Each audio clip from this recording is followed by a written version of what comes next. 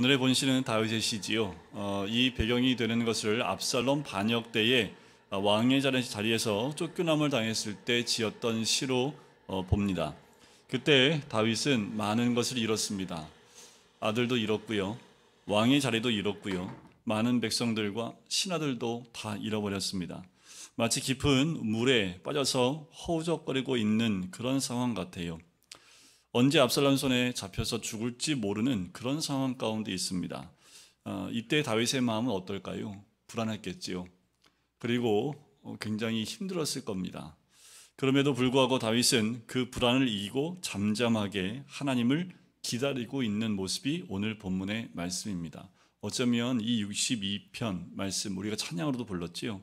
굉장히 힘이 되고 또 은혜가 되고 위로가 되는 찬양이긴 하지만 실제로 이 시편을 지어서 하나님께 기도로 올려드렸던 다윗의 그 모습과 상황은 정말 잠잠히 하나님만 바랄 수 있는 상황이었을까라는 거예요. 그런데 신앙 가운데 가장 힘들고 어려울 때가 언제냐 하면 그냥 무작정 기다릴 때입니다. 하나님의 뜻이 언제 이루어질지 모르고 기도하고 기다리는데 상황은 변함이 없고, 그런데 기다리고 있을 방법 외에는 아무것도 없을 때 참 힘들지요. 신앙의 꽃은 기다림이지 않을까라는 생각이 들 정도로 우리의 삶의 어려운 부분 가운데 분명히 하나님이 구원해 주실 것이라는 약속을 주셨기 때문에 그 믿음은 있는데 환경과 상황은 전혀 변함이 없는 거지요. 그때 이 다윗처럼 잠잠히 하나님만 바라미요 라는 이 고백이 우리의 입술에도 있기를 간절히 소원합니다. 하나님께서 다윗이 잃었던 모든 것을 다시 찾아주시는 역사가 그 이후에 있었지요. 어려운 위기에 빠지게 되면 아무리 미련하고 둔한 사람이라도 살아보려고 몸부림을 치게 됩니다. 아무리 그렇다 하더라도 죽음 앞에 또 어려운 상황 가운데 있으면 벗어나기 위해서 몸부림치는 것이 보통의 사람들이지요. 급한 위기가 닥쳤는데 움직이지도 않고 가만히 있는 사람이 어디 있겠습니까? 그런데 그 어려운 상황 가운데도 흔들림 없이 꿋꿋이 그 자리를 지키며 기다리는 사람들이 있는데 우리는 그 사람들을 믿음의 사람들이라고 얘기를 합니다. 성경에 나오는 많은 인물들이 그와 같았기 때문이에요. 오늘 1절 말씀이 우리가 위로도 되지만 또 찬양으로도 부르지만 이 1절 말씀이 바로 그런 상황이 있는 다윗의 모습입니다. 나의 영혼이 잠잠히 하나님만 바라며 나의 구원이 그에게서 나온도다. 자, 앞에 잠잠히 하나님만 바랍니다 라고 얘기하는 것도 쉽지 않은데 어떠한 것으로 기다리고 있습니까? 구원이 하나님께 있습니다 라는 그 믿음 때문에 하나님을 잠잠히 기다리고 바라고 있는 다윗의 모습이지요. 잠잠히 기다린다는 그 말은 이렇게 해석할 수 있습니다. 내가 나 스스로를 구원할 수 없고 오직 하나님이 나를 건지셔야 하기 때문에 나는 하나님을 기다려야 한다라는 그 말입니다. 여러분들, 기다릴 수 있는 것, 그것이 참 믿음입니다. 내가 원하는 때에 내가 원하는 방법으로 이루어져야 되는 것이 우리의 욕심입니다. 뭐든지 내가 원하는 때에 되면 참 좋지요. 그럼 하나님은 언제나 찬양할 수 있겠습니다. 그런데 하나님은 내가 원하는 때에 오시지 않습니다. 하나님의 때가 됐을 때 오신다라는 겁니다. 그런데 그때는 언제인지 아무도 몰라요. 그러니 우리는 뭐예요? 그때는 반드시 올 것을 믿고 기다리는 거지요. 이번 코로나 때 굉장히 많은 분들이 코로나에 확진되어 힘들고 어려운 시간 가운데 어느 누구도 오지 않고 며칠을 기다려도 오지 않는 그 환경 가운데 내몰린 사람들이 있었습니다. 굉장히 아프고 굉장히 힘든 시기인데 어느 누구도 그 신고를 하고 얘기를 해도 찾아오고 병원으로 이동시키는 사람들이 없어서 도움의 손길이 없어서 어쩌면 어떤 분들은 그냥 가정에서 그렇게 그 생을 마감하신 분들도 있지요. 그런 환경 가운데 내몰려서 어쩔 수 없이 기다릴 수밖에 없는 상황 가운데 내몰린 사람들도 있습니다. 하지만 우리 믿음의 사람들은 어쩔 수 없이 내몰린 사람들이 아니라 확실한 하나님의 구원에 대한 믿음이 있기 때문에 기다릴 수 있고 기대할 수 있는 그 믿음을 가진 사람들이지요. 우리는 성경에서 두 가지 예를 찾아볼 수 있습니다. 기다리는 예와 기다리지 못했던 예를 다 찾아볼 수 있어요. 가장 대표적인 것이 모세입니다. 모세가 이스라엘 민족을 다 데리고 애굽에서 나왔습니다. 그리고 그 애굽에서 장정만 60만 명을 데리고 나올 때 가장 먼저 다다랐던 어려움이 뭡니까? 홍해 앞에 닥쳤다는 거지요. 왼쪽도 오른쪽도 갈 수 없습니다. 앞에는 홍해가 있고요. 뒤에는 애굽의 군대가 쫓아오고 있습니다. 난리가 났어요. 그리고 백성들이 그 모습 가운데 이러지도 못하고 저러지도 못하며 이 지금 구석에 몰려있는 상황 가운데 모세를 원망하기 시작을 합니다. 그때 모세가 이스라엘 백성에게 이렇게 얘기하지요. 너희는 두려워 말고 가만히 서서 여호와께서 오늘 너희를 위하여 행하는 구원을 보라. 조용히 하나님의 구원을 기다려보자라고 외치기 시작을 합니다. 그리고 홍해가 갈라지는 역사를 통해서 하나님이 구원하시는 그 모습을 또 그 역사를 이적을 경험하게 되는 거지요. 그런데 모세가 어떻게 이렇게 담대하게 이렇게 외칠 수 있으며 기다릴 수 있었을까라는 거예요. 어떻게요? 이렇게 담대할 수 있었던 이유는 한 가지입니다. 하나님에 대한 확실한 믿음이 있었기 때문이다라는 거지요.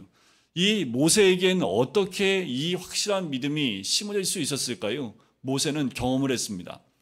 그가 살아온 삶 가운데 함께 있을 때 그 하나님 만났던 경험했던 하나님, 그분은 나를 이 백성을 이 홍해 앞에서 수장시키거나 애굽의 군대에 의해서 죽임을 당하지 않게 하실 것이란 확실한 믿음이 있었다라는 거죠. 여러분들, 우리는 하나님을 경험할 필요가 있습니다. 기도를 통하든 우리의 믿음을 통하든 하나님 만나는 경험이 있을 때 우리의 믿음은 더 확실해지는 거지요. 머리로 배워서는 믿음이 온전해지지 못합니다. 믿음은 머리로 배워서 되는 것이 아니라 직접 하나님을 겪어봐야지 내 안에 확신으로 들어올 수 있는 거지요. 여러분들, 그 하나님은 지금도 살아계시지요. 저도 신앙의 과정 가운데 하나님의 역사를 너무도 많이 경험했던 사람이기 때문에 그 경험 가운데 오는 그 믿음이 내 안에 자리 잡혀 있는 것을 봐요. 이런 경험이 없어도 믿음이 있다면 참 타고난 믿음이고 가장 순수한 믿음이 아닐까. 하지만 이 성경에 나와 있는 믿음의 사람들도 보면 다 하나님을 만나고 경험을 통해서 그의 믿음이 단단해지고 또 그 믿음이 깊어지는 것을 보게 됩니다. 그런데 모세를 위해서 기다리지 못했던 한 사람이 있지요. 사울 왕입니다. 블레셋과의 전쟁 가운데에서 지금 블레셋의 군대가 바다의 모래처럼 수많은 사람들, 군대를 앞에 놓고 이스라엘 군대가 무서워 벌벌 떨면서 막 지금 이탈을 해나가기 시작을 해요. 군대에서 도망치는 이스라엘 군인들이 생기기 시작을 합니다.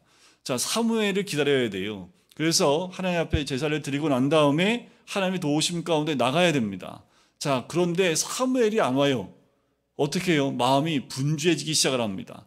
그리고 마음이 힘들기 시작을 해요. 그래서 어떻게 합니까? 사무엘이 오기 전에 자기가 번제를 그냥 드려버립니다. 자기가 하지 말아야 될 것을 선택하고 기다리지 못하고 그냥 번제를 하나님께 드리게 됩니다. 사울은 왜 기다리지 못했을까요? 그 이유는 자기 힘으로 블레셋과 싸우려고 생각했기 때문에 그래요. 만약에 하나님이 싸우신다라고 한다면 숫자에 연연하지 않겠지요. 이스라엘 군대가 10명이든 100명이든 1000명이든 빠져나간다고 그것이 무엇이 중요하겠습니까? 하나님이 승리케 하신다고 하면 인간의 숫자가 아니라 하나님의 역사로 이길 텐데, 그런데 그 숫자가 빠져나가는 것 때문에 그 불안해서 자기가 먼저 번제를 사무엘 오기 전에 드렸다라는 것은 싸움은 내가 한다라고 생각했기 때문이라는 거지요. 우리가 이 세상에서 믿음으로 나갈 때 즉시 좋은 결과가 나타나는 것은 아니지요. 그때 우리는 어떻게 해야 할까요?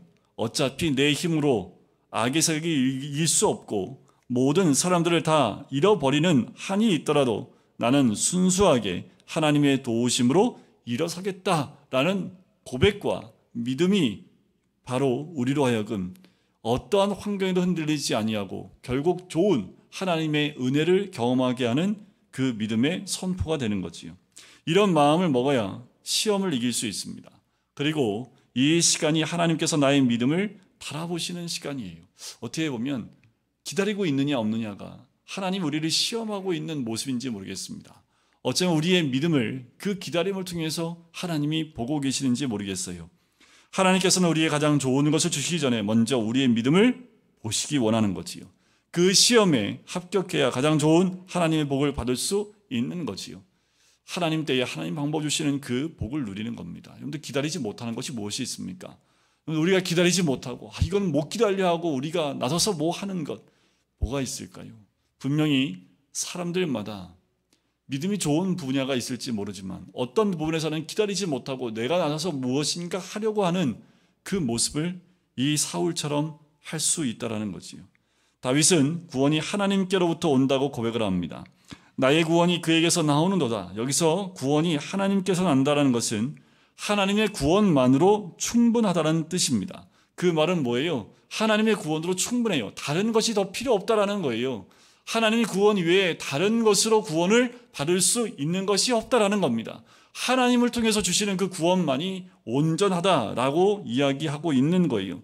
만약에 그것이 온전치 않으면 또 다른 것을 찾아가겠지요. 그런데 우리가 다른 것을 기웃기웃거리는 이유가 무엇입니까? 하나님의 구원의 온전함 가운데 가지 못하기 때문에 그래요. 교회를 다니면서도 점을 보러 다니고 또 우상을 섬기는 것처럼 세상 것을 따라가는 것은 하나님의 구원의 온전함과 충족함을 온전한 믿음으로 바라보고 있지 못하기 때문에 그렇습니다. 내가 생각하기에 좀 부족해요. 왜 하나님이 이렇게 풍족하게 못 주고 이렇게 부족하게 주십니까? 라는 그 마음이 우리 가운데 있기 때문에 더 풍족한 것을 채우기 위해서 내가 움직이기 시작을 합니다. 그런데 그 순간 넘어질 수밖에 없는 거지요. 다윗은 하나님이 자신의 반석이시기 때문에 흔들리지 않는다고 고백을 하지요. 2절에 보면 오직 그만이 나의 반석이시요 나의 구원이시요 나의 요새시니 내가 크게 흔들리지 아니하리로다. 흔들리지 않는다라는 거예요. 하나님이 나의 구원이시다라는 말은 실제적인 도움이 되시는 분이다라는 그 말입니다. 이렇게 어떤 사람에게는 하나님의 도움이라는 것이 개념적인 것으로 끝나고 많은 사람들도 있지만 어떤 사람에게는 실제적인 도움이 되기도 합니다. 하나님은 모든 사람을 사랑하시지요. 그것은 우리의 말씀에 대한 태도에 달린 것뿐입니다. 하나님은 동일하게 은혜를 주십니다. 하지만 그 은혜를 받아 누리는 것은 그 말씀에 대한 우리의 태도에 달려 있다라는 거지요. 그 사람은 하나님 말씀에 철저하게 헌신한 사람이라는 겁니다. 하나님께서 그런 사람을 모든 어려움에서 지켜주실 뿐만 아니라 어려움이 오면 그 어려움보다 더 큰 은혜를 주시는 줄 믿습니다. 여러분 어려움이 크세요. 하나님은 그보다 더 큰 은혜를 주시는 줄 믿습니다. 더 큰 은혜는 말씀에 기반한 그 큰 믿음을 가지고 있을 때 그 믿음만큼 그 은혜는 우리에게 부어지는 거지요. 말씀에 헌신된 자에게 어려움은 결국은 덕이 되는 거지요. 여러분들 믿음이 있는 자, 말씀에 헌신된 믿음이 있는 자에게 어려움이 오는 것은 오히려 그 어려움을 통해서 하나님이 더 큰 은혜를 주신다는 것을 깨닫게 하기 때문에 오히려 그것이 덕이 됩니다. 이런 사람들은 어려움이 찾아왔을 때 오히려 하나님의 도우심을 기대하게 됩니다. 여러분들 그런 거 있잖아요. 기대되는 거. 그러니까 이번에는 하나님이 어떻게 도우실까? 기대가 안 되시는군요. 여러분들 우리가 하나님의 도우심을 언제쯤 받았을까요? 글쎄요. 이러시면 안 돼요. 오늘도 하나님의 도우심이 있습니다. 저는 운전할 때마다요. 이건 하나님 안 도우셨으면 벌써 우리 차 1년밖에 안 된 차 이것저것 다 긁히고 다 찌그러졌겠다. 순간순간 뉴스를 봐도요. 참 어이없는 사고가 굉장히 많습니다. 어저께 뉴스를 하나 보니까 어떤 부부가 뒤로 걷다가 어떤 차에 퉁 친 거예요. 그 차는 뭔 죄가 있습니까? 퉁 부딪혔다고 보험 청구를 했다고 하더라고요. 그러니까 이 운전자가 너무 어이가 없어가지고 도저히 합의를 못 해주겠다. 이건 못 해주겠다. 그래서 어떻게 하면 좋겠냐. 이런 거예요. 그러니까 너무나 황당하지요. 근데 그 부딪힌 자리가 건널목이에요. 그러니까 이 신호등 없는 건널목. 거기에서 건널목에서 차가 이제 이렇게 가려고 하는데 앞에 차가 있으니까 잠깐 멈췄는데 그 사이에 운동한다고 뒤로 걷는 두 부부가 뒤로 걷다가 그 차에 퉁 친 건데 그거를 보험 청구를 한 거죠. 여러분들 하나님이 도우시지 않으면요 이런 일들이 허다합니다. 전혀 내 힘으로 어떻게 할 수 없는 일들이 우리에게 마구 온다라는 거지요. 여러분 하나님의 도우심이 없으면 우리는 단 하루도 한 시간도 살 수 없는 죄인들인 것을 우리는 다 알고 있지요. 마귀는요, 하나님의 도움이 빨리 오지 않으면 우리를 뒤 흔들어 놓습니다. 그리고 믿음을 흔들어 놔요. 그리고 막 잡아 흔들어서 우리가 하나님 믿음에서 떨어지게끔, 또 불평하고 원망하게끔 우리를 만들어 버립니다. 사단이 하는 역할이 그거예요. 우리의 믿음이 이 어려움 가운데 흔들리게끔 만드는 역할을 하는 것이 사단입니다. 여러분들, 우리를 막 자꾸 막 흔들 때, 그때 우리에게 발동되어야 될 신앙, 이럴 때 탁 튀어나와야 될 신앙의 모습이 있는데, 언제 무슨 신앙입니까? 그리 아니하실지라도 라는 신앙입니다. 그 믿음이에요. 다 아시잖아요. 사드락과 메삭과 아벳느고가 느부갓네살 왕이 신상 앞에 절하지 않았을 때 그들을 풀무불에 집어넣습니다. 그렇게 얘기하니까 이 세 사람이 얘기한 게 있지요. 만일 그럴 것이면 왕이여, 우리가 섬기는 우리 하나님이 우리를 극렬히 타는 풀무 가운데서 능히 건져내시겠고, 여기까지 우리 신앙입니다. 건져내실 거야.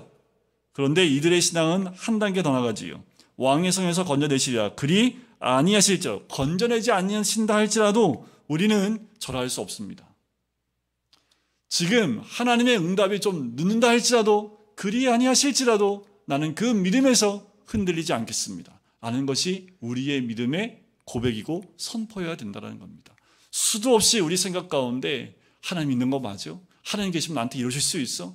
어떻게 이런 일이 나한테 일어날 수 있어? 이런 마음들이 우리 안에 정말 너무도 쉽게 찾아 들어와요.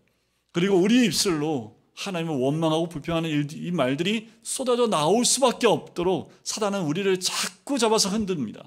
그럴 때마다 우리가 고백해야 될 것은, 그렇게 하지 아니하실지라도 나는 절대로 하나님을 불평하거나 원망하지 않겠다는 그 신앙이지요. 성도들이 어려움에 빠졌을 때 세상 사람들은 그냥 두지 않습니다. 더 괴로움을 가중시키지요. 이 코로나 2년을 지나면서 세상이 참 무섭지 않던가요? 세상 사람들, 특별히 언론이 참 무섭더라고요. 사실을 그들이 보도하는 것이 거짓은 아닌데 사실인데 거짓이에요. 이게 참 고민한 거지요. 통계를 딱 일주일 통계 가지고 1년 내내 써먹습니다. 그리고 그거 아세요? 그 밑에 기간을 아주 조그맣게 써놔요. 그러니까 문제는 없어요. 그런데 그 일주일 기간에 교회에서 나온 확진자 숫자를 가장 크게 써놔요. 사람들 눈에는 기간은 안 보여요. 그래서 확진자의 40%가 교회에서 나왔다고 얘기를 합니다. 거짓말이거든요. 사실은 그게 아니죠. 그 일주일간 가장 교회에서 좀 많이 문제가 생겼을 때 그 일주일 동안에 나온 확진자의 숫자는 40% 정도가 돼요. 그런데 전체를 놓고 보면 4% 미만입니다. 그런데 사람들 머릿속에는 뭐가 박혀 있어요? 교회에서 다 걸렸대. 이거 가지고 흔들기 시작하는데요. 누가 제일 많이 흔드는지 아시죠? 교회에 나오시는 분들이 더 흔들려요. 그리고 교회 나가지 마. 교회 나오면 코로나 걸린대. 그리고 믿지 않는 가족 식구들. 그때부터 우리의 믿음을 흔들기 시작을 합니다. 그런데 굉장히 많은 분들이 흔들렸어요. 목사들도 흔들리는데 성도들이 안 흔들리겠습니까?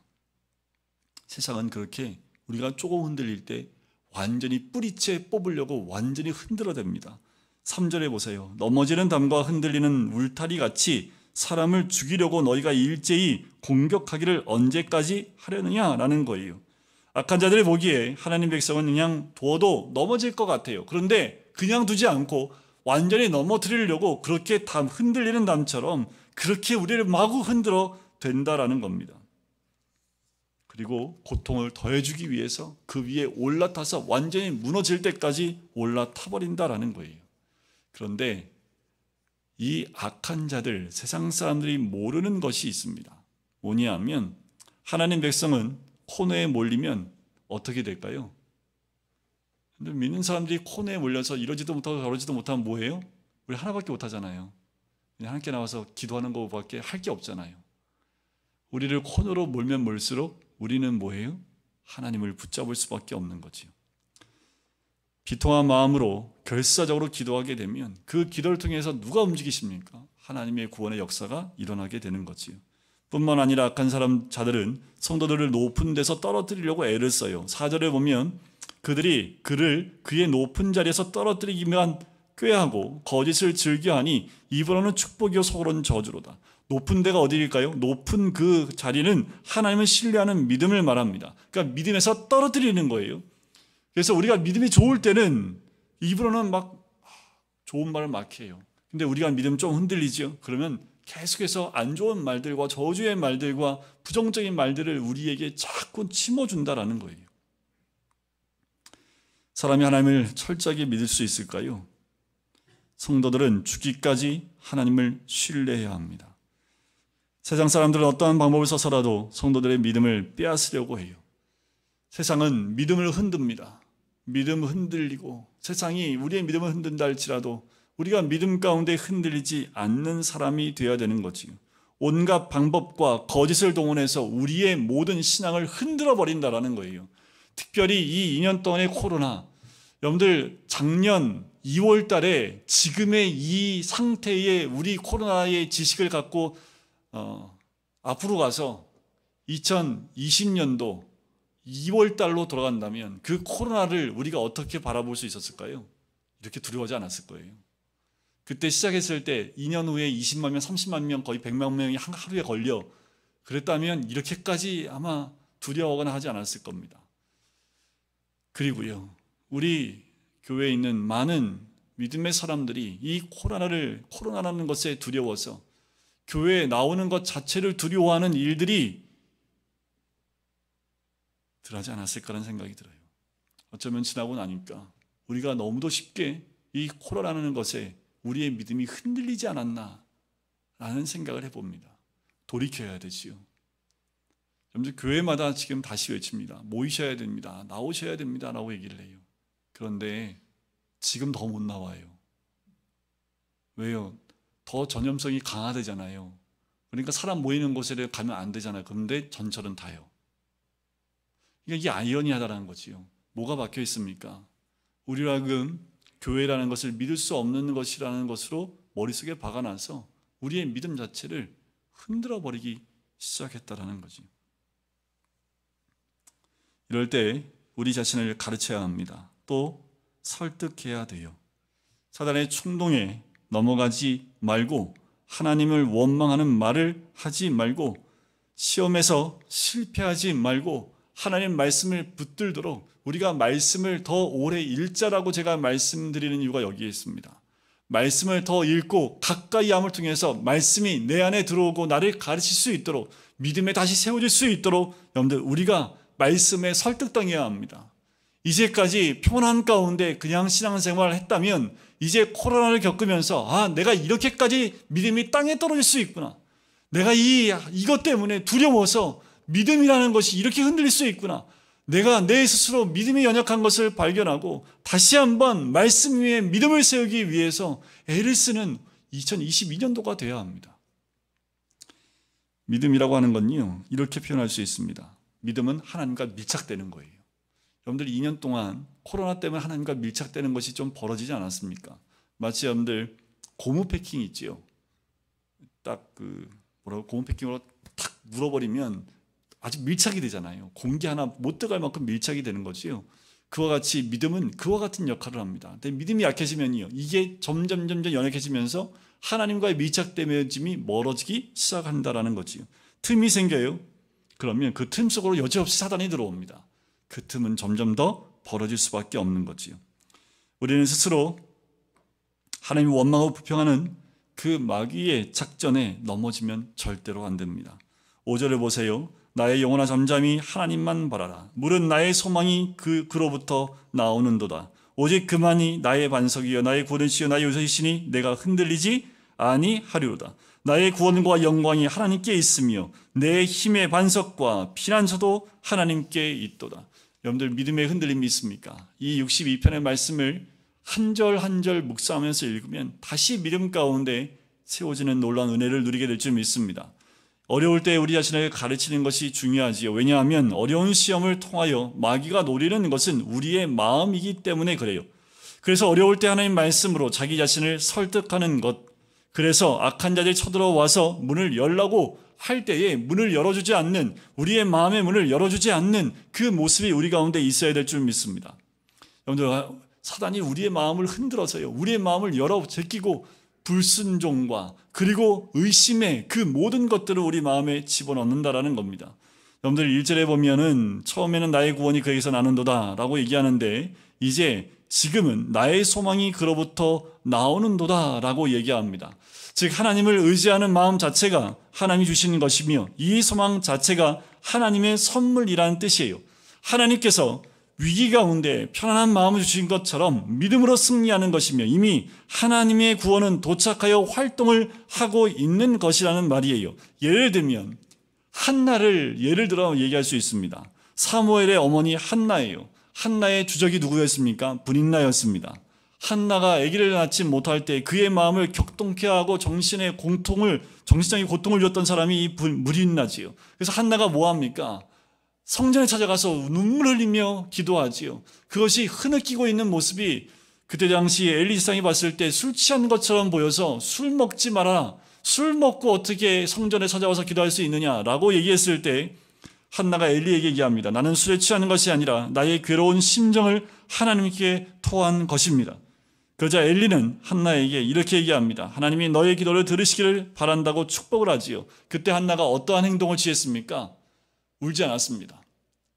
세수하고 이것을 믿고 또 믿음으로 그 모든 축복을 받아냈던 한나. 자신에게 이루어진 것 아무것도 없지만 그 소망을 품고 제사장이 줬던 그 말씀을 믿고 소망 가운데 하나님 앞에 나아가고 집에 갔을 때 하나님이 그 은혜에 놀라운 응답을 해주셨고 사무엘을 낳았던 것을 보게 되는 거지요. 여러분들, 믿음은 이런 소망입니다. 이루어진 것이 아니라 이루어질 것에 대한 소망을 가지고 나가는 것이 우리 믿음의 사람들의 모습이지요. 믿음의 선한 싸움은 한 사람의 승리로 끝나지 않지요. 이런 경험을 했던 사람이 또 흔들리는 그 사람들에게 위로와 권면하는 그 모습이 나옵니다. 바로 8절에 보면 백성들아 시시로 그를 의지하고 그의 앞에 마음을 토하라. 하나님은 우리의 피난처시로다. 자, 먼저 시시로 하나님을 의지하라고 권면하지요. 시시로 저를 의지하라는 것은요, 항상 하나님을 의지하라라는 그 말씀입니다. 그리고 마음을 하나님께 토해내라라는 그 말은 마음에 있는 우리의 모든 것들을 주님 앞에 내어놓고 고백하라고 얘기하는 거예요. 내 안에 있는 것들을 토해내지 않으면 그것이 내 마음을 썩게 만들기 때문에 내 마음의 부정적인 모든 것들을 다 하나님 앞에 기도로 토해내야 된다는 것을 얘기하고 있는 겁니다. 여러분들, 담고 계시면 안 돼요. 의심도 담고 계시면 안 됩니다. 그래서 하나님 앞에 토해내야 돼요. 하나님께 내어드려야 됩니다. 그래서 어려울 때에 내 마음에 있는 생각을 하나님 앞에 우리의 기도의 언어로 다 표현을 해야 합니다. 그러면 마음이 시원해질 뿐만 아니라 믿음이 정리가 돼요. 그러면서 마귀가 무엇을 노렸는지 객관적으로 볼 수 있게 됩니다. 감정적으로 흔들리지 않는다라는 거지요. 두 번째는 사람을 너무 두려워하지 말라고 권면을 하지요. 9절에 보세요. 아, 슬프도다. 사람은 입김이며 인생도 속임수니 저울에 달면 그들은 입김보다 가벼우리로다. 사람을 두려워하지 말라는 겁니다. 그냥 입김이에요. 인생도 속임수라는 겁니다. 그러니 사람 두려워하지 말라는 거지요. 세 번째로 권면하는 것은 절대로 불의한 방법을 쓰지 말며 불의한 자와 손잡지 말라는 것입니다. 왜냐하면 그런 유혹에 넘어가 버리면 지금까지 고생한 것이 아무 소용이 없기 때문에 그래요. 오직 하나님을 의지하면 끝까지 하나님 방법으로 하나님만 붙잡아야 된다는 겁니다. 10절을 보세요. 포악을 의지하지 말며 탈취하는 것으로 허망하여지지 말며 재물이 늘어도 거기에 마음을 두지 말지어다 라는 거예요. 다른 것을 의지하지 말라는 겁니다. 다른 것에 마음을 뺏기지 말고 또 다른 유혹에 넘어가지 말라는 거예요. 인간적인 방법을 의지하지 말라는 거죠. 우리 너무도 쉽게 우리에게 주어지는 인간적인 방법을 선택할 때가 있습니다. 하나님을 의지해야 될 때 하나님을 온전히 의지하지 못하고 나가는 인간적인 방법을 선택하는 우리의 모습을 보는 거지요. 재물이 늘어도 없는 것을 생각하고 항상 하나님께 빈손으로 매달리는 사람이 지혜로운 사람입니다. 하나님 앞에서는 늘 가난해야 돼요. 하나님 앞에서는 늘 심령이 가난한 자의 모습으로 나아가야 된다라는 거지요. 11절을 보세요. 하나님이 한두 번 하신 말씀을 내가 들었나니 권능은 하나님께 속하였다 하셨도다. 주여 인자함은 주께 속하오니 주께서 각 사람이 행한 대로 갚으심이니이다. 왜 하나님께서 한두 번 말씀하셨을까요? 이 말씀은 아마도 하나님께서 자주 말씀하셨다는 뜻으로 생각이 돼요. 모든 권능은 하나님께 있습니다. 이것을 믿고 나가시길 간절히 소원합니다. 주의 인자함은 주께 속해 있습니다. 그리고 우리가 그 믿음으로 나갈 때에 그 행한 대로 갚으시는 하나님의 은혜가 있을 줄 믿습니다. 하나님만 붙잡으세요. 제가 어렸을 때도 늘 목사님들이 하셨던 말씀이 하나님만 붙잡으라고. 그러면 이제 연세 많으신 어르신들은 아멘, 아멘 하시고 늘 하나님 앞에 기도하시는 그 권사님들의 모습을 어렸을 때의 제 눈에도 그 믿음의 모습을 볼 때가 있었습니다. 그런데 그때는 참 힘들고 어려웠는데 시간이 지나고 나면 그 기도에 다 응답해 주셨던 하나님의 은혜를 경험하게 돼요. 여러분, 하나님에게 그 권능이 있기에 오늘도 흔들림 없이 주님만 의지하는 우리들, 잠잠히 주님만 바라보는 하나님의 사람이 되시기를 주의 이름으로 간절히 축원드립니다.